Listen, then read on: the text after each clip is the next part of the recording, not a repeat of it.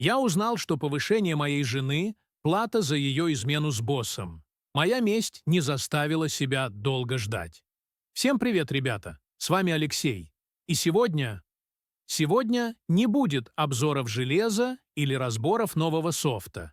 Сегодня будет история. История, которую я носил в себе слишком долго и которая, честно говоря, сожгла меня изнутри дотла. Это история о том, как идеальная, как мне казалось, жизнь, построенная за 10 лет, рухнула в один вечер из-за одного видеофайла. История о доверии, предательстве и о том, на что способен человек, у которого отняли все. Устраивайтесь поудобнее. Это будет долго, и это будет жесть. Мы с Мариной были той самой парой, на которую смотрят с легкой завистью. Познакомились еще в универе, на какой-то студенческой весне. Я айтишник, немного занудный, вечно в своих кодах и железках. Она — звезда, активистка, будущий маркетолог, огонь, который мог растопить любой лед. И она выбрала меня. 10 лет мы строили наш мир. Начали со съемной однушки на окраине Москвы, с лапшой быстрого приготовления и мечтами о будущем. Я ночами фрилансил, она зубрила учебники, потом бежала на низкооплачиваемую стажировку. Мы карабкались вместе. И мы выкарабкались. К моим 32 у меня была стабильная работа тимлидом в крупной IT-компании. У Марины карьера летела вверх с какой-то сумасшедшей скоростью. Она работала в огромном международном консалтинговом холдинге. Начальник ее, Сергей Викторович, казалось, души в ней не чаял. Постоянно ставил в пример, давал самые сложные проекты. «Маринка у нас — кремень», — любил говорить он на корпоративах, по-отечески хлопая ее по плечу. Меня это тогда даже радовало. Я гордился ей.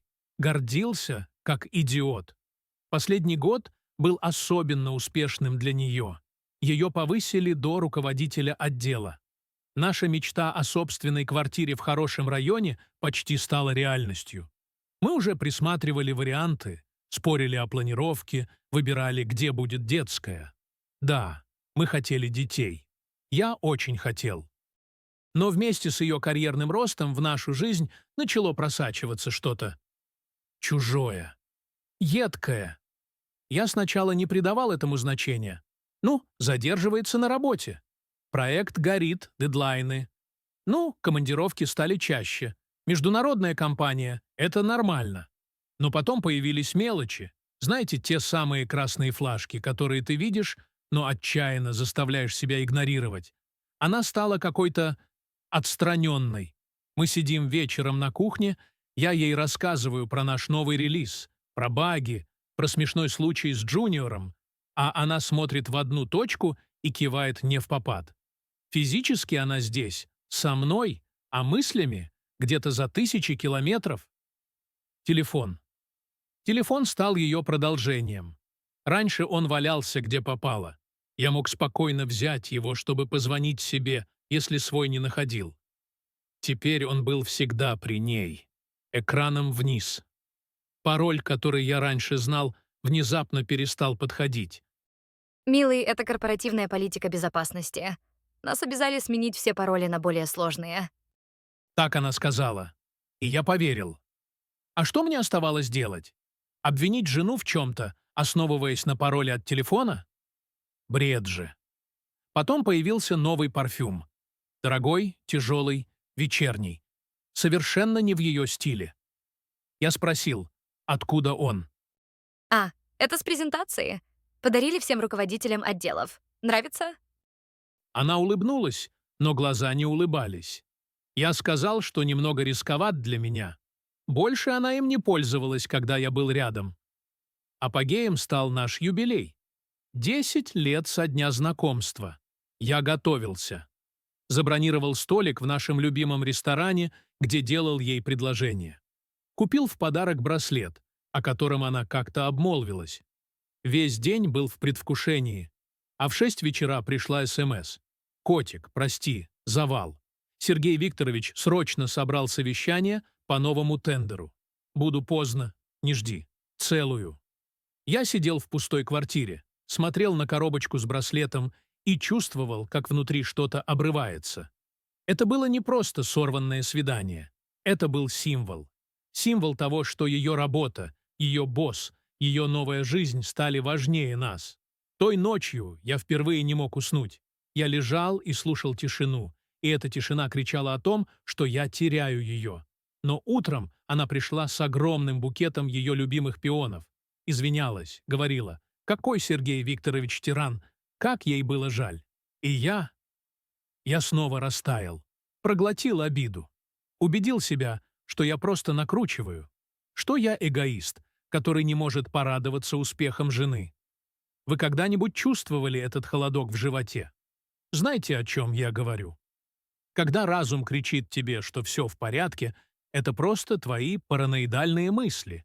А интуиция где-то глубоко внутри шепчет «Беги! Что-то не так!» Напишите в комментах, бывало у вас такое? Мне правда важно знать, что я не один такой сумасшедший. И вот наступил тот самый день. День, который разделил мою жизнь на до и после. Марина улетела в командировку в Питер. На 3 дня. Конференция, тимбилдинг, все как обычно. Я остался один. В первый вечер я даже почувствовал облегчение. Тишина, никто не отвлекает. Можно спокойно посидеть за компом, поиграть. Но на второй день меня накрыла тоска. Квартира казалась огромной и пустой. Я бродил из угла в угол, не зная, чем себя занять. И тут мне на почту пришло письмо из банка. Предварительное одобрение ипотеки. На ту самую квартиру, которую мы выбрали.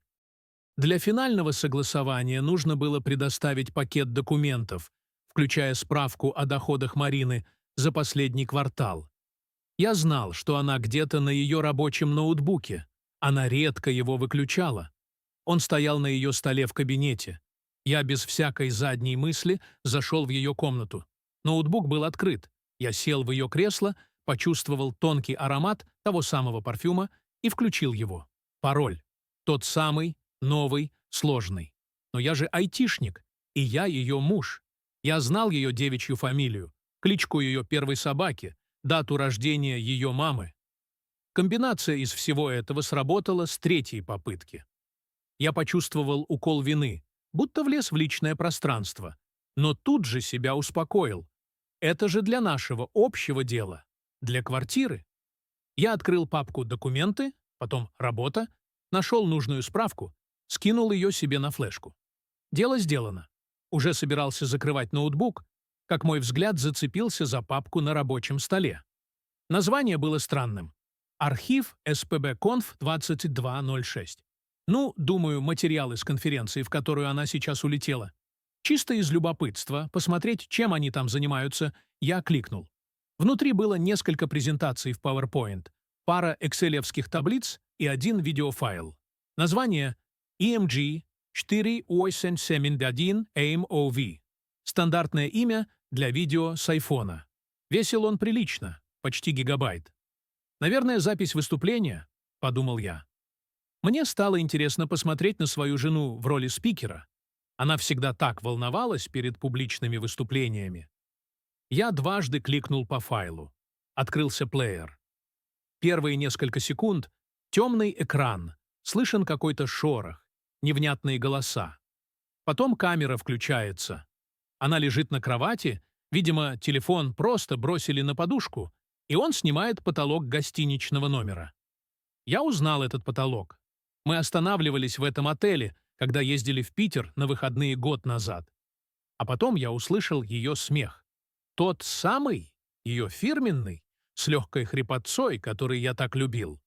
Но в этом смехе было что-то новое, что-то развязное.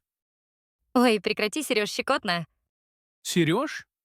У нас не было друзей с таким именем. Секунду мой мозг отказывался сложить 2 и 2. А потом в кадре появилась мужская рука. Большая, с дорогими часами на запястье. Я узнал эти часы. Я видел их десятки раз на корпоративах. На руке ее босса, Сергея Викторовича. Рука лениво поглаживала ее плечо, которое тоже появилось в кадре. Мое сердце пропустило удар. А потом еще один. Я сидел, как прикованный к стулу, не в силах отвести взгляд. Воздух в комнате стал густым и тяжелым, его было невозможно вдохнуть. А потом камера сдвинулась. Телефон, видимо, сполз с подушки, и объектив теперь был направлен на них, на мою жену и ее начальника, в нашей кровати, в том самом номере. Они были... Я не буду описывать то, что я увидел. Скажу лишь одно. В тот момент мир для меня перестал существовать. Он сжался до размеров этого экрана, до звуков, которые издавала моя жена. Звуков, которых я никогда не слышал. Она смотрела на него так, как никогда не смотрела на меня. С обожанием, со страстью, с покорностью. И самое страшное. Они говорили. Обсуждали коллег. Смеялись над кем-то из ее отдела. А потом он сказал фразу, которая стала последним гвоздем в крышку гроба моей любви. Ну что, мой маленький директор, довольно повышением. Ты его честно заслужила, всю ночь заслуживала. И она рассмеялась. Счастливо. Телефон дрожал в моей руке, когда я наводил камеру своего телефона на экран ее ноутбука и переснимал это видео. Кадр за кадром. Звук за звуком. Я не знаю, сколько я так сидел. Минуту? Час? Вечность? Когда запись закончилась, я просто закрыл ноутбук. Тихо. Аккуратно. Поставил его на то же место. Вышел из комнаты, закрыл за собой дверь. Дошел до кухни, налил стакан воды и смотрел, как дрожат мои руки. Вода расплескивалась на пол. Шока не было. Была оглушающая, ледяная пустота. Будто из меня выкачали всю кровь, все эмоции, все чувства и оставили только оболочку. Я понял. Все понял. Повышение, командировки, пароли, парфюм, ее отстраненность. Все это были не красные флажки. Это были неоновые вывески размером с дом, которые я в упор отказывался видеть. Ее повышение было не результатом ее таланта и усердия. Это была плата. Плата за ее тело, за ее унижение. И она была на это согласна. Более того, она была счастлива. Но что я нашел в сумке от ее ноутбука, когда уже собирался уходить, вот что по-настоящему сломало меня. Я думал, видео — это худшее. Я ошибался. Так сильно ошибался. Я сидел на кухне до самого утра. Не спал, не ел, просто смотрел в окно, как ночной город сменяется серым промозглым рассветом. В голове была абсолютная тишина. Ни мыслей, ни эмоций. Просто вакуум. Я раз за разом прокручивал в памяти детали. Ее смех, его голос, эти часы на его руке. Каждая деталь была как удар раскаленной кочергой по нервам. Ближе к утру пустота начала заполняться. И заполнялась она не горем или отчаянием. Она заполнялась черной, вязкой, всепоглощающей яростью. Это была не истеричная злость. Нет. Это было что-то холодное, спокойное, как айсберг. Я понял, что не могу просто собрать ее вещи в мешки и выставить за дверь. Я не мог просто подать на развод. Это было бы слишком просто. Слишком легко для них. Они разрушили мою жизнь, мою веру в людей, мое будущее. Они смеялись надо мной, и они должны были за это заплатить. Оба. Но сначала мне нужны были доказательства, железобетонные. Видео, снятое на мой телефон с экрана ноутбука, это хорошо, но этого мало. Мне нужно было что-то еще. Что-то, что подтвердило бы, что это не единичный случай, а система. И тут я вспомнил про сумку от ноутбука, которую она оставила в прихожей. Я подошел к ней. Обычная женская сумка, пахнущая ее духами. Рука дрогнула, прежде чем я полез внутрь. Это было похоже на осквернение могилы. Но я заставил себя. Кошелек, ключи, косметичка и маленький блокнот. Ежедневник. Я открыл его. Большинство страниц были заполнены рабочими задачами, встречами, планами. Но на некоторых страницах, рядом с датами, стояли маленькие пометки. Буква «С» и сердечко. Эти даты... Я быстро открыл свой календарь на телефоне. 15 число прошлого месяца. Командировка в Казань. «С» с сердечком. 2 число этого месяца. Стратегическая сессия до ночи. «С» с сердечком. И так далее. десятки пометок за последний год. Это была их летопись. Летопись моего позора. Но и это было не все. На последней странице я нашел то, что окончательно превратило меня из раздавленного горем мужа в машину для мести. Это был черновик письма. Электронного письма. Адресат не был указан. «Милый С, я не знаю, как тебе сказать. Я боюсь. Я сегодня делала тест. Он положительный. 2 полоски. Я не знаю, что делать. Мы не можем. Ты же понимаешь? У тебя семья. У меня есть муж. Поговорим, когда я вернусь из Питера. 2 полоски. Она беременна. И она не знает, от кого. Или, что еще хуже, она знает. И этот ребенок не мой. Мы пытались завести ребенка почти 2 года. Ничего не получалось. Врачи говорили, что у меня есть небольшие проблемы. Шансы невысокие. Но они есть. Мы должны были начать курс лечения в следующем месяце. А она просто забеременела от своего босса. Я закрыл блокнот. Ярость ушла. Остался только лед. Я понял, что мой план мести должен быть безупречным, хирургически точным. Я не должен был оставить им ни единого шанса. Я должен был уничтожить их. Не физически? Нет. Я должен был уничтожить их миры.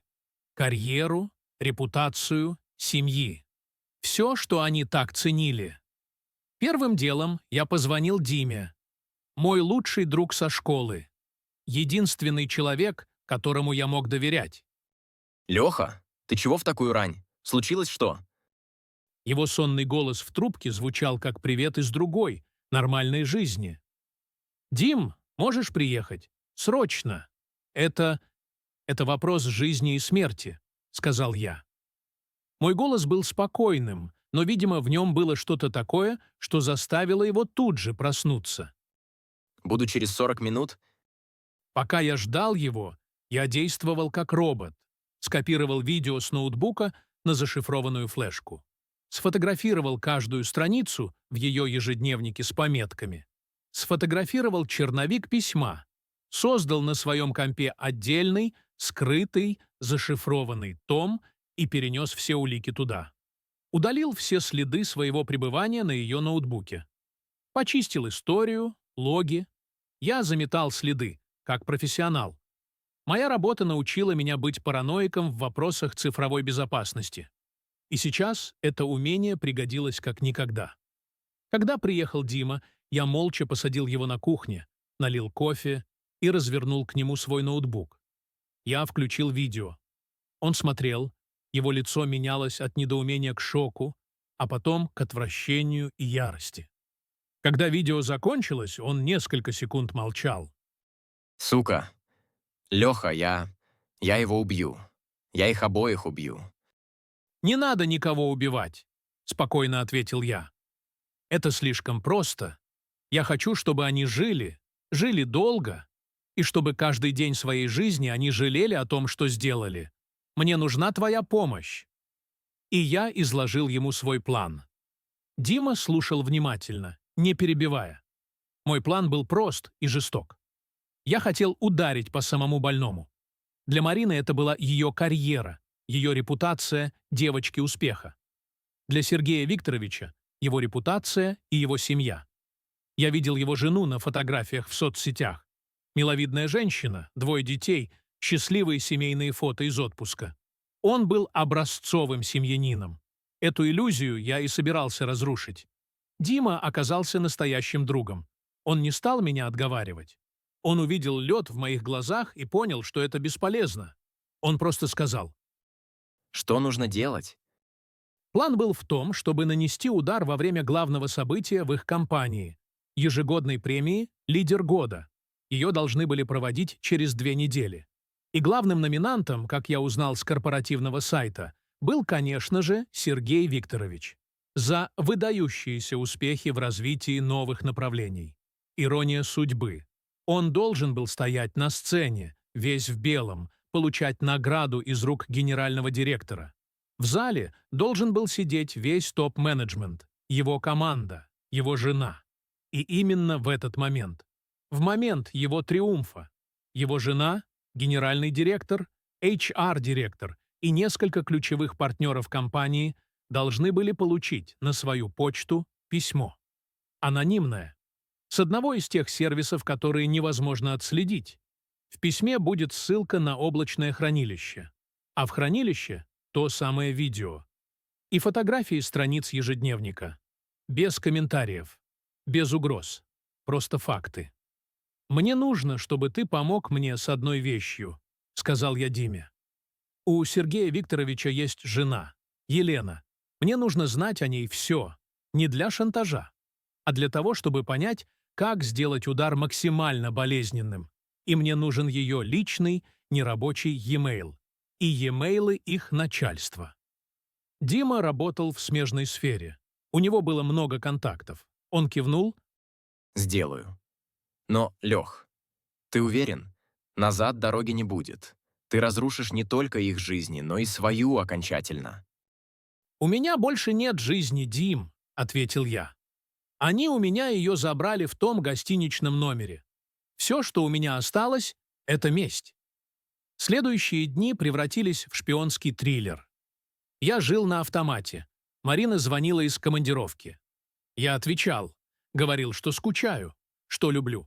Каждое слово было как раскаленный уголь на языке. Но я играл свою роль. Я должен был быть идеальным, ничего не подозревающим мужем. Котик, у меня для тебя сюрприз будет, когда я вернусь. Что-то очень-очень хорошее. Щебетала она в трубку. Я знал, о каком сюрпризе идет речь. 2 полоски. Меня едва не стошнило прямо во время разговора. Тем временем Дима достал нужную информацию. Елена, жена Сергея Викторовича, вела небольшой блог про воспитание детей. Была вся такая правильная, домашняя. Ее мир вращался вокруг детей и ее гениального, лучшего в мире мужа.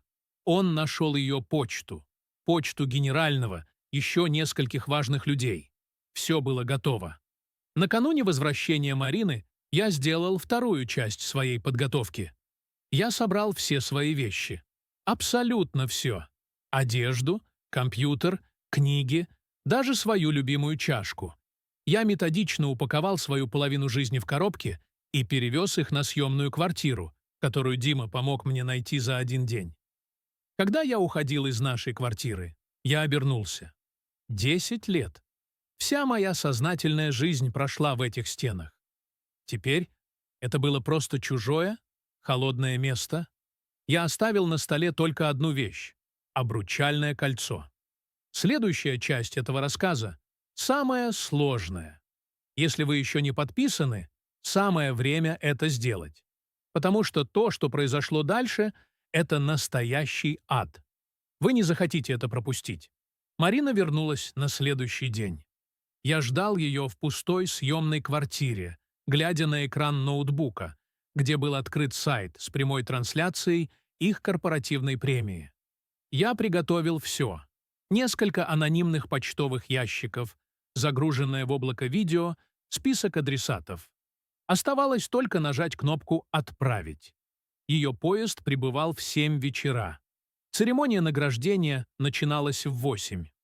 У меня был час, чтобы привести приговор в исполнение. Я позвонил ей, когда она уже ехала в такси из вокзала. «Привет! Как доехала?» Мой голос был ровным, как гладь озера в безветренный день. Лёшенька, привет. Отлично. Устала немного. Уже еду домой, скоро буду. Ужасно соскучилась.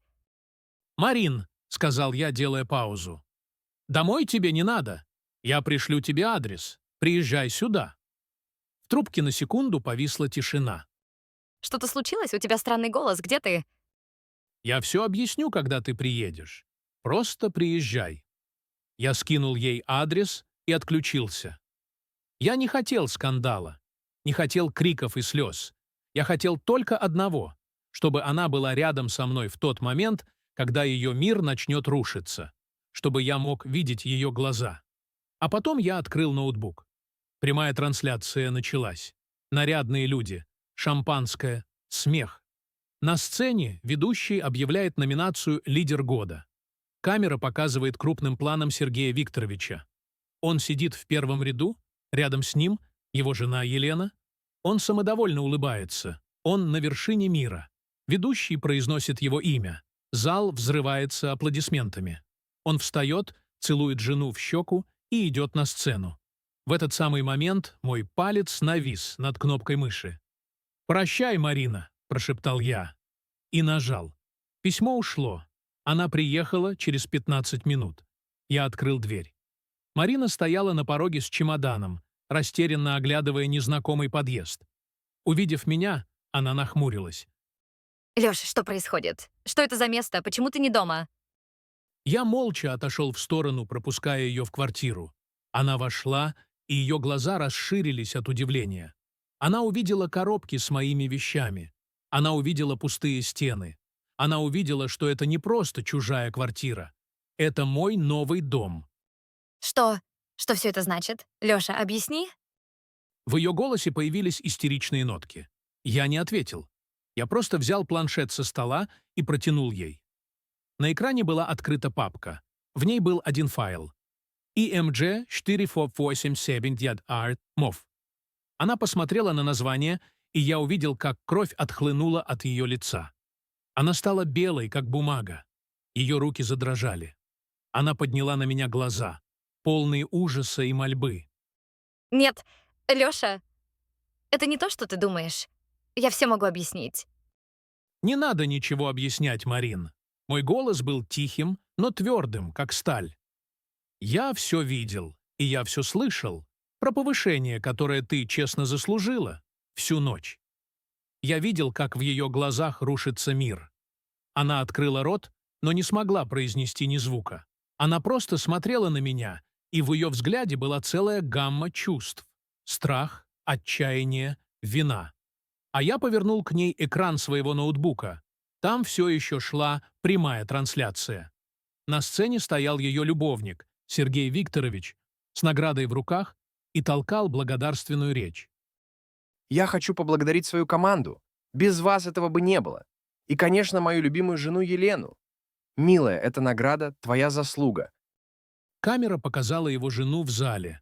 Она смотрела на мужа с обожанием, и... Что-то было не так. Она смотрела не на сцену. Она смотрела в свой телефон. Ее улыбка медленно сползала с лица.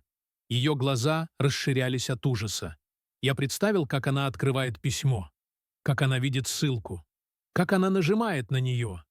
«Ты знаешь, что самое смешное, Марин?» — сказал я, не отрывая взгляда от экрана. «Он сейчас на пике своего триумфа, а через 30 секунд его жизнь превратится в руины. Так же, как и твоя». Марина перевела взгляд с меня на ноутбук. Она увидела лицо Елены, и она все поняла. Нет, ты не мог... Лёша, пожалуйста, не надо. Она бросилась ко мне, попыталась схватить ноутбук. Я отстранился. Слишком поздно. То, что произошло дальше в трансляции, было похоже на сцену из фильма «Катастрофы». Елена вскочила со своего места. Ее лицо было искажено гримасой ужаса и ярости. Она что-то закричала, но микрофоны в зале не уловили ее слов. Все в зале обернулись на нее. Сергей Викторович на сцене замолчал, непонимающе глядя на жену. А она, не говоря ни слова, развернулась и побежала к выходу. В зале повисла гробовая тишина. Генеральный директор, сидевший рядом, тоже смотрел в свой телефон. Его лицо окаменело. Он медленно поднял голову и посмотрел на Сергея Викторовича таким взглядом, что у меня по спине пробежал холодок. Трансляция прервалась. Экран погас. Я посмотрел на Марину. Она стояла посреди комнаты и плакала. Беззвучно. Слезы просто текли по ее щекам. Ты все разрушил? Ты все разрушил? Прошептала она. «Не я, Марина. Ты», — ответил я. «Ты и он. Вы вдвоем. Я просто показал всем правду. Ах да, я совсем забыл про твой сюрприз». Я достал из кармана ее ежедневник, открыл на последней странице и прочитал вслух. 2 полоски. Я не знаю, что делать. Если до этого она была раздавлена, то теперь она просто сломалась. Она рухнула на пол, обхватив руками живот, и зарыдала в голос. Это был страшный, животный вой раненого зверя. Мне не было ее жаль, ни капли. Я смотрел на нее и чувствовал только холодное, выжженное удовлетворение. Я перешагнул через нее, взял ее чемодан и выставил его за дверь. «Уходи, Марина. Я подаю на развод. Все, что в квартире, твое. Можешь забирать. Мне ничего от тебя не нужно. Никогда больше не звони мне. Никогда не ищи меня. Для меня ты умерла в тот вечер, когда я нашел это видео». Она подняла на меня заплаканное лицо. А ребенок? Прошептала она. «Это не мой ребенок», — отрезал я. «Иди к его отцу, если он, конечно, захочет с тобой разговаривать после сегодняшнего». Я открыл дверь. Она, шатаясь, поднялась, взяла свой чемодан и вышла. Я закрыл за ней дверь и повернул ключ в замке. Я остался один в пустой квартире. Месть свершилась. Но я не чувствовал радости или облегчения. Я чувствовал только пустоту. Огромную, бездонную пустоту, как на месте сгоревшего дотла дома. Последствия не заставили себя долго ждать. На следующий день весь их холдинг гудел, как растревоженный улей. Дима через своих знакомых держал меня в курсе. Сергея Викторовича уволили в тот же день, с формулировкой «по соглашению сторон», но все понимали, что это позорное изгнание. Его жена Елена немедленно подала на развод и на раздел имущества, наняв лучшего адвоката в городе. Его идеальная семейная жизнь и блестящая карьера были уничтожены одним кликом мыши. Моим кликом. Марину уволили через неделю. Она пыталась что-то доказать, говорила, что была жертвой харассмента, но видео и фотографии из ежедневника говорили об обратном. Никто не хотел иметь дело с такой токсичной репутацией. Она потеряла все – работу, уважение, будущее. Она пыталась связаться со мной. Звонила, писала СМС, умоляла о встрече. Я не отвечал. Я сменил номер, удалил все соцсети. Я вычеркнул ее из своей жизни. Развод прошел быстро и тихо. Она не возражала. Мы разделили квартиру, которую так и не купили. Вернее, деньги, которые на нее копили. Большую часть я отдал ей, не из жалости, а чтобы как можно быстрее закончить этот кошмар и никогда больше ее не видеть. Прошло полгода. Я потихоньку начал приходить в себя. Переехал в другой город. Сменил работу. Дима остался моим единственным связующим звеном с прошлой жизнью. Однажды он позвонил. «Лех, тут такое дело. Я случайно видел Марину. Я молчал. Она выглядит неважно. Очень похудела. Я не знаю, что там с ребенком. Но она одна. Сергей Викторович от нее отказался. Сказал, что это не его ребенок и знать ее не хочет. Его бывшая жена отсудила у него почти все. Он сейчас где-то в регионе пытается начать все с нуля. Я выслушал это без эмоций. Спасибо, что сказал, Дим. Но мне все равно. И это была правда. Мне было все равно. Тот человек, который любил Марину, умер в тот вечер на кухне. А тот, кто остался, научился жить с пустотой внутри. Иногда по ночам мне все еще снится тот гостиничный номер. Я просыпаюсь в холодном поту, но потом я встаю, иду на кухню, пью воду и понимаю, что все это в прошлом. Я выжил. Я заплатил страшную цену, я сам стал чудовищем, чтобы победить других чудовищ. Но я выжил. Я не знаю, что будет дальше. Я не ищу новых отношений. Я учусь заново доверять людям. И себе. Это долгий путь. Но я знаю одно. Я больше никогда не позволю никому так себя обманывать. Я научился видеть красные флажки. Вот такая история, ребята. Жестокая, уродливая, но моя. Если вы досмотрели до этого момента, спасибо вам за ваше терпение. Это было важно для меня – выговориться. Если у вас есть свои истории, которыми вы готовы поделиться, пишите в комментариях. Иногда знание того, что ты не одинок в своей боли – это лучшее лекарство. Подписывайтесь на канал. Я не обещаю, что здесь и дальше будут такие истории. Я надеюсь, что их больше не будет в моей жизни. Но я обещаю быть честным с вами. До встречи!